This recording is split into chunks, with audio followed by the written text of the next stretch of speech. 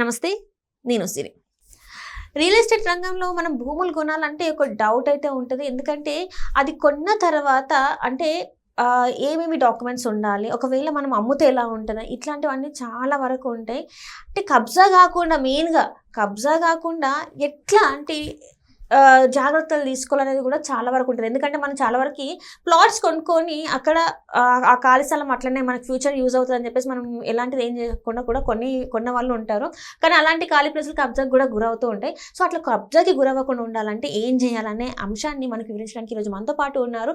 Real estate రంగంలో తనకంటే ఒక ప్రత్యేక గుర్తింపు తీసుకొచ్చుకున్న సంజయ్ నాయక్ గారు. నమస్కారం సార్. నమస్కారం మేడం. సార్, ఇప్పుడు ఏంటంటే రియల్ ఎస్టేట్ రంగంలో మాకు అనేక క్వశ్చన్స్, అనేక డౌట్స్ అయితే ఉన్నాయి. అందులో ఇప్పుడు వస్తుంది ఏంటంటే, మన ప్రాపర్టీని అంటే ఇప్పుడు కొనుక్కున్న వాళ్ళు ప్రాపర్టీ ఒక దగ్గర ఒక ప్లాట్ తీసుకున్నారు అనుకోండి, అది ఖాళీ స్థలం ఉంది, అక్కడ మనం ఎట్లాంటిది ఏం చేయలేదు, కానీ మనం అయితే తీసుకున్నాం, అది కబ్జా గురవ్వకుండా ఉండాలంటే ఎట్లాంటి జాగ్రత్తలు తీసుకోవాలి ఏంటి?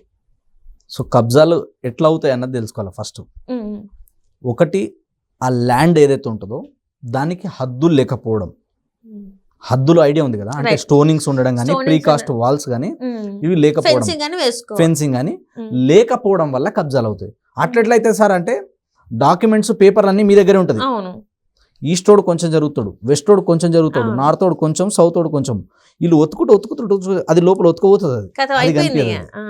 ఇది ఫస్ట్ రీజన్. అంటే మాకు కూడా గతంలో జరిగిన అట్లా మేము కూడా చాలా మంది కస్టమర్లను చూసినాం, ఆ ఎక్స్పీరియన్స్ అని చెప్తున్నాం. ఇది ఒక రీజన్. సెకండ్ ఏంటంటే, ప్రాపర్టీ కొన్న తర్వాత దానికి ఫెన్సింగ్ వేయాలి, తర్వాత వచ్చేసి ఒక సెక్యూరిటీ గార్డ్ కానీ లేదా ఒక రూమ్ లాంటిది కానీ పెట్టాలి. బిల్డ్ చేయాలంటారు, ఒక చిన్న స్టోర్ రూమ్ లాగా కానీ, లేదా ఒక రెడీమేడ్ హౌసెస్ తీసుకొచ్చి పెట్టేయాలి. దానికి ఒక ఎలక్ట్రిసిటీ కనెక్షన్ ఇవ్వాలి, దానికి ఎలక్ట్రిసిటీ బిల్లు రావాలి ఎవ్రీ మంత్. బిల్లు వస్తే ఏమవుతుంది, ఎవరి పేరు మీద వస్తుంది బిల్లు? ఓనర్ పేరు మీద వస్తుంది. అది. ఇంకొకటి ఏంటంటే, ఒకరే పర్సన్ని తరతరాలుగా అంటే 10 సంవత్సరాలు, 12 సంవత్సరాలు, 15 సంవత్సరాలు ఒక్క ఆయనకే ఆడ సెక్యూరిటీ గార్డ్గా పెట్టొద్దు, మారుస్తూ ఉండాలి. అంటే నాకు ఇక్కడ ఒక డౌట్ ఏంటంటే, ఆల్రెడీ మనం మాట్లాడుకున్నాం, అంటే ఓపెన్ స్పేస్ అని చెప్పేసి మాట్లాడుకున్నాం. అంటే ఓపెన్ స్పేస్లో మనకి కరెంట్ ఫెసిలిటీ ఈజీగా యాక్సెస్ అవుతుంది అంటారా? అంటే గవర్నమెంట్ నుంచి మనకి అక్కడ మనం మాత్రమే ఒక ఇల్లు, అంటే ఒక చిన్న రూమ్ వేసుకొని వాటర్ సప్లై కావాలి, కరెంట్ సప్లై కావాలంటే గవర్నమెంట్ నుంచి మనకి అది ఈజీగా యాక్సెస్ ఉందంటారా?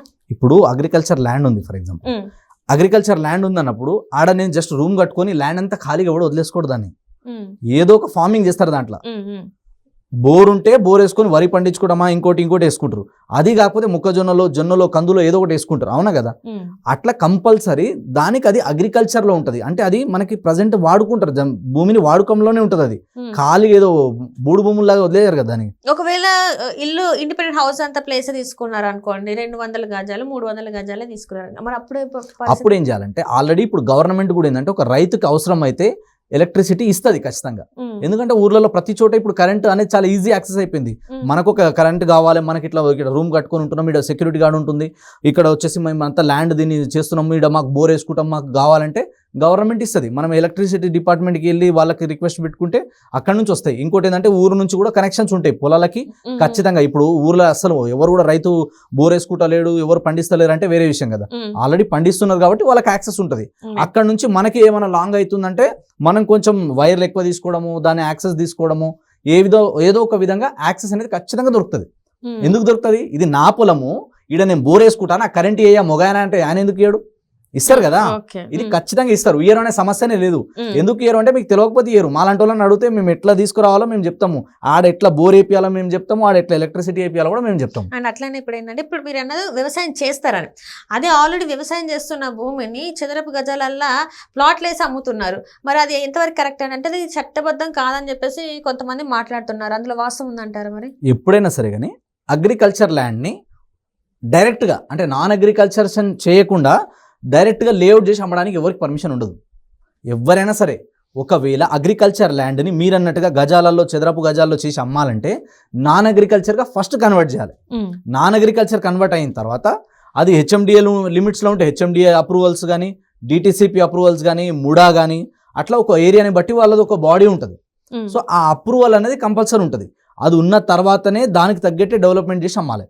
లేదా ఇంకొందరు ఏం చేస్తారు, ఫామ్ ల్యాండ్స్ లాంటిది ఇస్తారు. అంటే దాంట్లో వాళ్ళు కొన్ని పండ్లు, కూరగాయలు లాంటిది ఇస్తారు, కొందరు శ్రీగంధం చెట్లు ఇంకో చెట్లు అంటారు. Hmm. అది వేసేటప్పుడు వాళ్ళు ఎట్లా వేస్తారంటే ఆ ల్యాండ్ అంతా కూడా ఏదైతే ఫర్ ఎగ్జాంపుల్ ఒక 10 ఎకరాలు ఉందనుకోండి, దాంట్లో ఆ రోడ్ కటింగ్ చేస్తారు ఫస్ట్. ఓకే. అంటే రోడ్ కటింగ్ చేస్తేనే బిట్లు అవుతుంది కదా, అది హాట్ కేక్ లాగా అవుతుంది కదా ముక్క. అప్పుడు ఏం చేస్తారు దాన్ని అంటే కేక్ లాగా కట్ చేసిన తర్వాత రోడ్ వదిలేస్తారు. అంటే ఒక 20 ఫీట్సా 30 ఫీట్సా వదిలేస్తారు. కొందరు ఏం చేస్తారు వాటర్ డిప్పింగ్ ఇస్తారు, తర్వాత వచ్చేసి దాంట్లో కొంచెం పార్కు, కొంచెం ఏరియాలో కొంచెం డెవలప్మెంట్స్ ఇవన్నీ చేస్తారు. అవన్నీ డెవలప్మెంట్ చేసి ఈ రోడ్లు కట్ చేసారు కదా, ఈ రోడ్ గవర్నమెంట్కి ఇస్తారు లేదా ఆ గ్రామ పంచాయతీకి రాసిస్తారు, వాళ్ళకి ఇచ్చేస్తారు. కాబట్టి దాన్ని వాడుకోవచ్చు అన్నట్టు ఉంటుంది. అది కూడా ఏంది, మళ్ళీ మీరు రేపటి రోజు దాంట్లో ఏదైనా కన్స్ట్రక్షన్ చేయాలన్నా ఇంకేదైనా డెవలప్మెంట్ చేయాలన్నా మళ్ళీ మీరు పర్మిషన్ తెచ్చుకోవాలి. పర్మిషన్ తెచ్చుకొని ఎన్ని ఫ్లోర్లు కడుతున్నారు, దాంట్లో ఎలక్ట్రిసిటీ, దానికి మళ్ళీ డ్రైనేజ్ చేయాలి కదా బయటికి వెళ్ళడానికి, ఆ డ్రైనేజ్ బయటికి ఇవ్వాలి, మీకు కరెంట్ బిల్ ఎలక్ట్రిసిటీ బిల్ ఇవ్వాలి కదా, వాటర్ కనెక్షన్ ఇవ్వాలి కదా, వీటన్నిటికి కూడా గవర్నమెంట్కి మళ్ళీ అమౌంట్ కట్టాలి మనం. సో అందుకనే ఫామ్ ల్యాండ్స్ వేరే ఉంటుంది. తర్వాత వచ్చేసి నెక్స్ట్ వచ్చేసి మనకి అప్రూవల్ ఏదైతే డిటిసిపి హెచ్ఎండి ఉందనుకోండి, అందులో ఆల్రెడీ అన్ని పెయిడ్ ఉంటాయి, మనం కొత్తగా కట్టాల్సిన అవసరం ఉండదు, అన్ని పెయిడ్ ఉంటుంది. కాబట్టి అది కొంచెం ప్రైస్ అనేది ఎక్కువ ఉంటుంది. పైగా దాంట్లో రోడ్లు వదులుతాం మనం, నెక్స్ట్ వచ్చేసి పార్కులు ఇస్తాం, తర్వాత వచ్చేసి మనం నెక్స్ట్ ఇంకా ఓపెన్ స్పేస్ కూడా ఇస్తాం. అండ్ ఇచ్చే ఎమ్యూనిటీస్ కొందరు ఏం చేస్తారు, ఇప్పుడు అన్ని కామన్గా ఏముంటాయి, రోడ్లు, ఎలక్ట్రిసిటీ, డ్రైనేజ్, తర్వాత water harvesting system, entrance arch, compound wall, security, maintenance, ఇలాంటివి చాలా ఉంటాయి. సో వీటన్నిటిని బేస్ చేసుకొని ఉంటుంది అనమాట ఎప్పుడైనా సరే. కాబట్టి మనం ఏంటంటే బ్లైండ్గా అమ్మడానికి ఉండదు, అది రిజిస్ట్రేషన్ అవ్వదు అట్లా. కాబట్టి ఎప్పుడైనా ఒకవేళ గుంటలలో కొన్నా లేదా గజాలలో కొన్నప్పటికి కూడా ఏంటంటే ఆ సర్వే నెంబర్స్ అన్ని క్లియర్ ఉన్నాయా లేదా, అప్రూవల్స్ అన్ని క్లియర్ ఉన్నాయా లేదా, ఇవి చూసిన తర్వాత మాత్రమే మనం కొంటాం.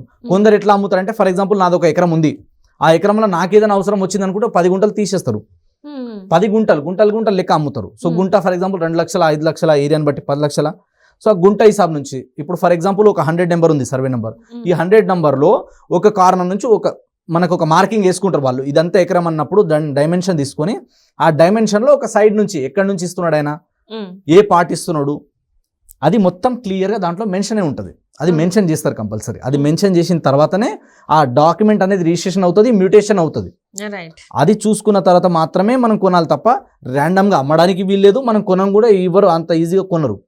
అంటే ఇక్కడ ఇంకొక డౌట్ ఏంటంటే ఫామ్ ల్యాండ్స్లలో అసలు ఇల్లు కట్టడానికి లేదు, అంటే ఒక షెడ్ అంటే ఒక గ్రౌండ్ ఫ్లోర్ మాత్రమే వేసుకోవడానికి ఉంటుంది, స్టేర్స్ లాగా కట్టడానికి లేదు. కానీ చాలా మంది ఏంటంటే ఆ ఫామ్ ల్యాండ్స్ని హౌసెస్ అంటే మనం అపార్ట్మెంట్స్ లాగా కట్టుకోవడానికి కూడా వాళ్ళు ఇచ్చేస్తున్నారు పర్మిషన్ అంటే గవర్నమెంట్ నుంచి కదా, మీరు ఇక్కడ కట్టుకోవచ్చు అని చెప్పేసి అమ్మేస్తున్నారు. కానీ తీరా అది అక్కడ గవర్నమెంట్ దగ్గరికి వెళ్ళేసరికి ఇది ఫామ్ హౌస్ కట్టుకోవడానికి, అంటే ఏదైతే చిన్నగా ఉంటుందో మిగతాదంతానేమో మీరు పంట వేసుకోవాలి, ఇది మాత్రం ఇల్లు లాగా ఉండాలని చెప్పేసి కొన్ని వార్తలు అయితే వస్తున్నాయి. అది కరెక్ట్ అంటారా కాదంటారా? సో ఇక్కడ ఇంకొక పాయింట్ ఏంటంటే 311 జియోలలో కానీ కంటోన్మెంట్ జోన్స్లలో కానీ అలాంటి వాటిలలో ఇలాంటి రెస్ట్రిక్షన్స్ ఉంటాయి. అంటే మీరు ఇక్కడ ఏంటంటే ఇన్ని ఫ్లోర్లే కట్టాలి, ఇదంతా కూడా మిగతా అంతా ఫార్మింగ్ కోసం యూజ్ చేయాలి అన్నట్టు ఉంటుంది. లేదా 10% యూసేజ్ 20% యూసేజ్ అని ఉంటుంది, అలాంటివి యూజ్ చేస్తారు. ఇంకా కొన్ని ఏముంటుందంటే ఒకవేళ మీరు అన్నట్టుగా ఫామ్ ల్యాండ్లలో అంత పెద్ద బిల్డింగ్లు కట్టాలి, కన్స్ట్రక్షన్ కట్టాలంటే మళ్ళీ అగైన్ అదే పాయింట్కి వస్తున్నా, అప్రూవల్స్ లేనిది కట్టడానికి పర్మిషన్ ఉండదు. ఎందుకు, ఆడ ఎలక్ట్రిసిటీ బిల్ ఇవ్వాలి కదా మీరు అపార్ట్మెంట్ కడతా అంటే, వాళ్ళు వచ్చి ఇన్స్పెక్షన్ చేయకుండా చెక్ చేయకుండా ర్యాండమ్గా బ్లైండ్ ఇయ్యరు. అదేవిధంగా మీకు వాటర్ కనెక్షన్ ఇవ్వాలి, అదేవిధంగా మీకు బిల్డింగ్ పర్మిషన్ ఇవ్వాలి. మీరు బిల్డింగ్ కడుతున్నారు అంటే వాళ్ళకి లోకల్ బాడీ అథారిటీస్కి మీరు వెళ్ళి వాళ్ళ దగ్గర పర్మిషన్ తెచ్చుకోవాలి. కాబట్టి వాళ్ళు అంత ఈజీ ఇయ్యరు, కాబట్టి అన్ని చెక్ చేస్తారు. ఇంకొకటి ఏంటంటే మీరు ఒక ఏరియాలో ఒక అప్రూవ్డ్ ఉన్న లేఅవుట్లో కనుక ప్లాట్లో కనుక మీరు ల్యాండ్ కట్టుకోవాలి, దీన్ని డెవలప్ చేయాలన్నప్పుడు గజాలని ఉంటుంది రూల్, రెస్ట్రిక్షన్స్ గజాల దగ్గర ఉంటుంది. అంటే 150 గజాలు అయితే G+1 G+2 G+3 వరకు కట్టవచ్చు అన్నట్టు ఉంటుంది. ఒకవేళ మీరు ఒక 5 ఫ్లోర్స్ కట్టాలి, ఒక అపార్ట్మెంట్ కట్టాలి అన్నప్పుడు minimum 450 square yard and above ఉండాలి, అక్కడ పార్కింగ్ ఏరియా ఉండాలి. సో వాళ్ళకి ఇందులో ఇన్ని ఫ్లోర్సే కట్టాలి, ఇంతమంది మాత్రమే ఉండాలి, ఇంత వాటర్ కనెక్షన్ ఉండాలి, దీనికి ఇంత ఎలక్ట్రిసిటీ బిల్లు, దానికి కమర్షియల్గా అయితే ఒక బిల్లు వస్తుంది, రెసిడెన్షియల్గా అయితే ఒక బిల్లు వస్తుంది, ఇలాంటివన్నీ ఉంటాయి. సో ఇవన్నీ పారామీటర్ని బేస్ చేసుకొని మాత్రమే కట్టుకోవడానికి ఉంటుంది తప్ప ఎవరో ర్యాండమ్గా మీరు కట్టుకోవచ్చు అదే అంటారు కదా, హైదరాబాద్ మొత్తం నాదే అంటారు, అంత ఈజీ అయిపోతుందా? అప్రూవల్స్ ఉండాలి, మీ దగ్గర డాక్యుమెంట్ ఉండాలి, అది ఫిజికల్ అక్కడ ఉండాలి, విత్ ప్రూఫ్ ఉండాలి. ఏదో ర్యాండమ్గా నోటి మాట మీద నమ్మడం కాదు కదా, పేపర్ వర్క్ రిటర్న్లో ఉండాలి. ఏదన్నా అది రిటర్న్లో ఉన్నప్పుడు మాత్రమే దాన్ని నమ్మి ముందుకెళ్ళాలి తప్ప ఎవరో ఆయన చెప్తుండు మళ్ళీ హీరోయిన్ వచ్చింది, ఆ హీరో వచ్చిందని చెప్పి తొందరపడి పోయినాం అనుకో, తెలిసి బూడిదల పన్నీరు పోసినట్టు అవుతుంది. Right, thank you so much. Thank you madam.